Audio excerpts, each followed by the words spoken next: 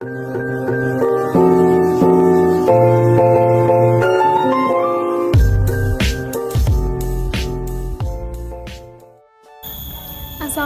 warahmatullahi wabarakatuh. Halo, perkenalkan nama saya Dinda Rizky Kebayu dari kelas 1A dengan NIM K7121080, program studi PGSD Kebumen, Fakultas Keguruan dan Ilmu Pendidikan Universitas 11 Maret. Sebelumnya saya ucapkan terima kasih kepada Bapak Dr. Andes Wahyudi, Magister Pendidikan, selaku dosen pengampu mata kuliah Pendidikan Pancasila.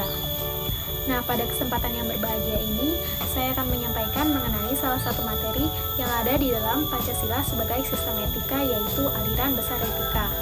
Untuk menyelesaikan tugas terstruktur 2, mata kuliah Pendidikan Pancasila. Nah, adapun tujuan pembuatan video ini yaitu untuk menambah wawasan kita mengenai aliran besar etika. Yuk langsung aja ke penjelasan materinya. Aliran besar etika.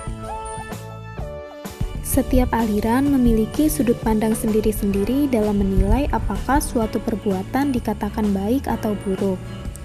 Aliran besar etika dibagi menjadi 3, yaitu etika deontologi, etika teleologi, dan etika keutamaan.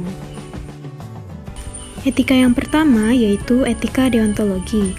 Etika ini dikemukakan oleh Immanuel Kant.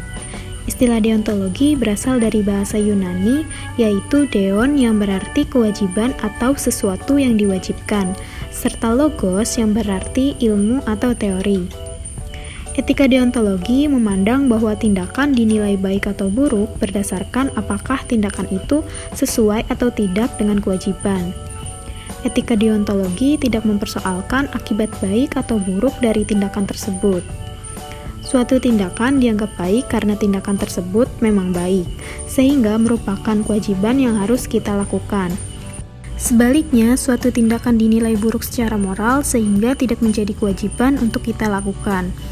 Sebagai contoh, kenapa kita harus berlaku jujur, adil, ikhlas, amanah, dan tidak menyakiti orang lain, karena itu adalah suatu kewajiban.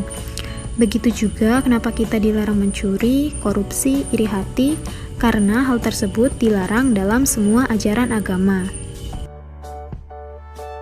Prinsip etika deontologi menyatakan bahwa konsekuensi yang lahir setelah perbuatan itu dilakukan adalah persoalan lain dan tidak boleh menjadi pertimbangan.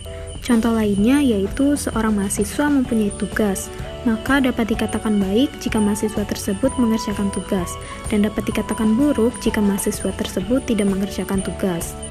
Etika deontologi menekankan bahwa kebijakan atau tindakan harus didasari oleh motivasi dan kemauan baik dari dalam diri, tanpa mengharapkan pamrih apapun dari tindakan yang dilakukan. Ukuran kebaikan dalam etika deontologi adalah kewajiban, kemauan baik, kerja keras, dan otonomi bebas. Setiap tindakan dikatakan baik apabila dilaksanakan karena didasari oleh kewajiban moral dan demi kewajiban moral itu. Selanjutnya, etika yang kedua yaitu etika teleologi. Etika teleologi ini berasal dari bahasa Yunani yaitu telos yang berarti akhir, tujuan, maksud, dan logos yang berarti perkataan. Etika teleologi ini dikemukakan oleh seorang filsuf Jerman abad ke-18 yaitu Christian Wolff. Etika ini menyatakan bahwa baik atau buruk suatu perbuatan itu tergantung pada tujuan yang dicapainya.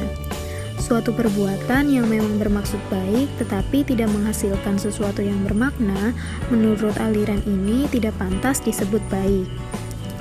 Contohnya yaitu ketika seorang anak mencuri untuk membeli obat ibunya yang sedang sakit.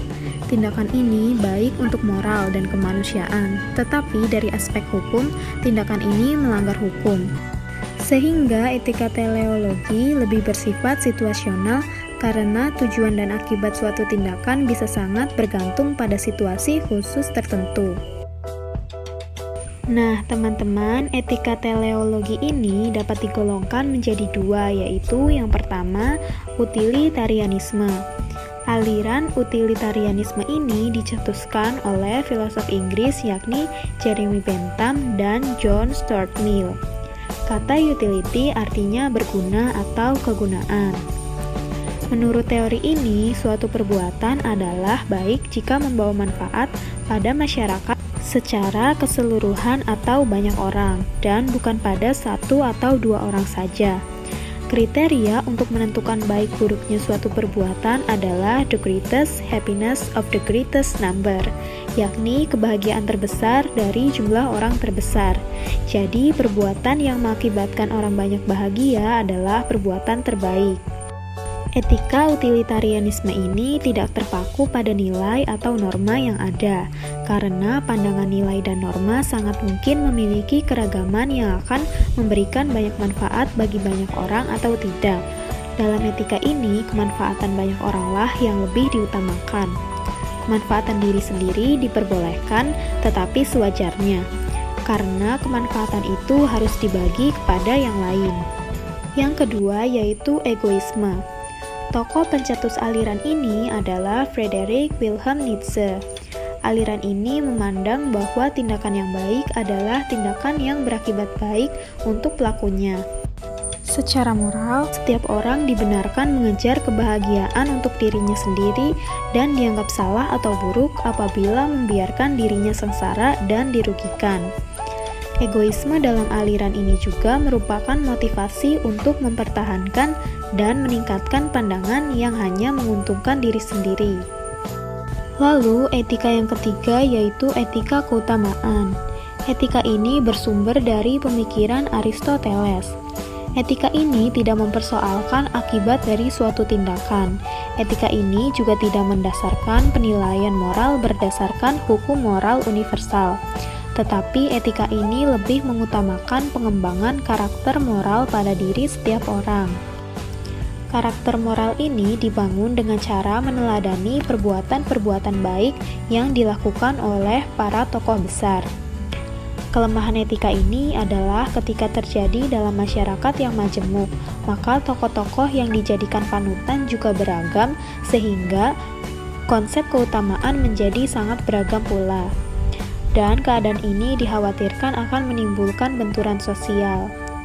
Kelemahan etika ini dapat diatasi dengan cara mengarahkan keteladanan tidak pada figur tokoh, tetapi pada perbuatan baik yang dilakukan oleh tokoh itu sendiri.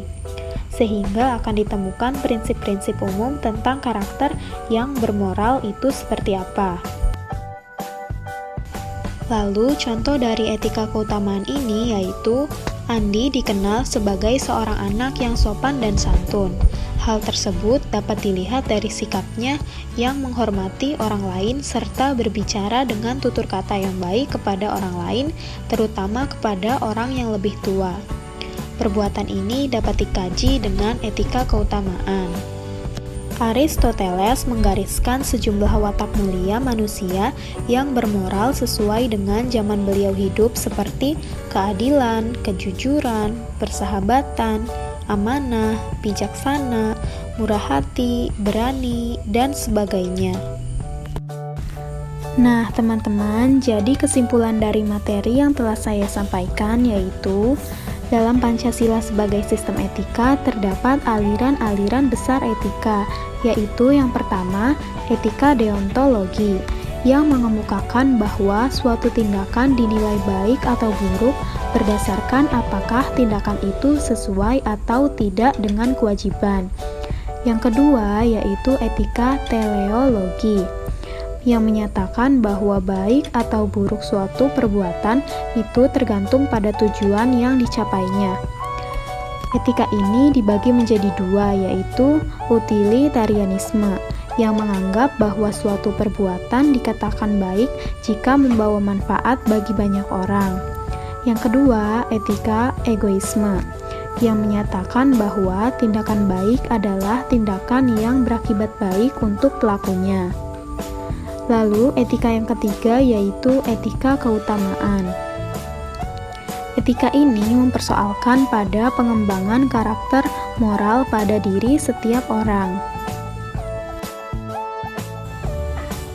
Baiklah, itu tadi yang dapat saya sampaikan mengenai aliran besar etika. Kurang lebihnya mohon maaf. Sekian dan terima kasih. Wassalamualaikum warahmatullahi wabarakatuh.